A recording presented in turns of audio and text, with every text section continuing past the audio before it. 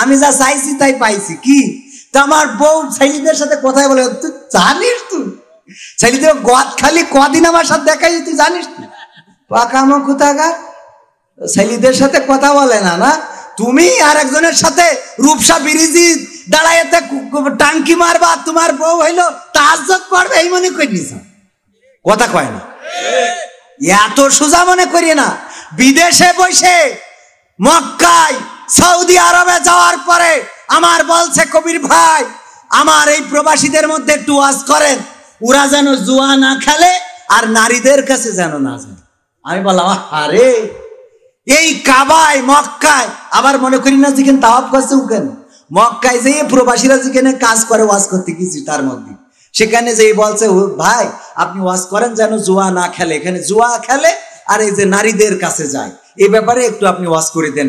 আমি বললাম এই মক্কায় সৌদি আরবে দিনের পর দিন ভ্যান চালায়ে রিক্সা চালায়ে মাথার ঘাম পায়ে ফেলে জন খেটে ফসল সম্পদ নষ্ট করে গরু ছাগল বিক্রি করে এই কাবায় আসে আর কাবার গ্লাভ ধরে কান্নাকাটি করে, আল্লাহ ক্ষমা করে দাও, জেনা করেছি, ব্যভিচার করেছি, পাপ করেছি, গোনা করেছি, মাফ করো। আর এখানে প্রবাসে এসে যারা জেনা করেন জুয়া খেলেন তাদের আর কোনে নিয়ে যে হেদায়েত করবেন, কথা কয় না, ওদেরকে আর হেদায়েত হওয়া সম্ভব? যে কাবাতে মানুষ এসে পাপ মোচন করে নিয়ে যায়, তোরা এখানে এসে পাপের ফ্যাক্টরি খুলে বসেছিস, তাই তোকে ওয়াজ করে কি সোজা করা সম্ভব? তো তোদের তো ওয়াজ করি হবে না। এখন এই মা বোনদের আমি এই কথাটা কেন বললাম, মা বোনেরা আজকে ওয়াজ করবো কি? ওয়াজ করে পরিবর্তন করা সম্ভব না।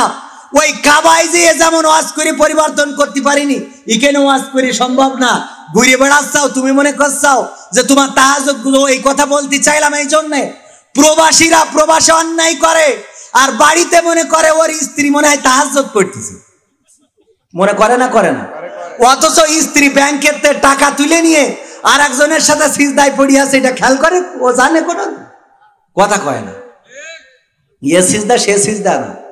এইবার বাড়ি এসে কান্নাকাটি করে। কালকেও দেখলাম টেলিভিশনে, যমুনা টিভি না সরি 71 টিভিতে, 71 টিভিতে সাক্ষাৎকার দিচ্ছে, আমার বউ এত টাকা নিয়ে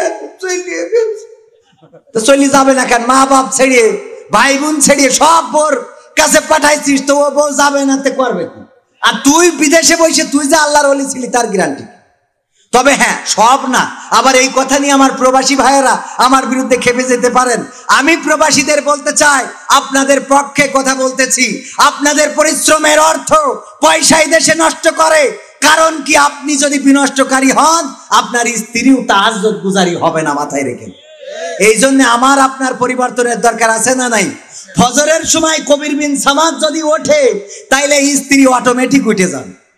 আর কবির বিন সামাদ যদি কম্বলটা টেনে নিয়েতে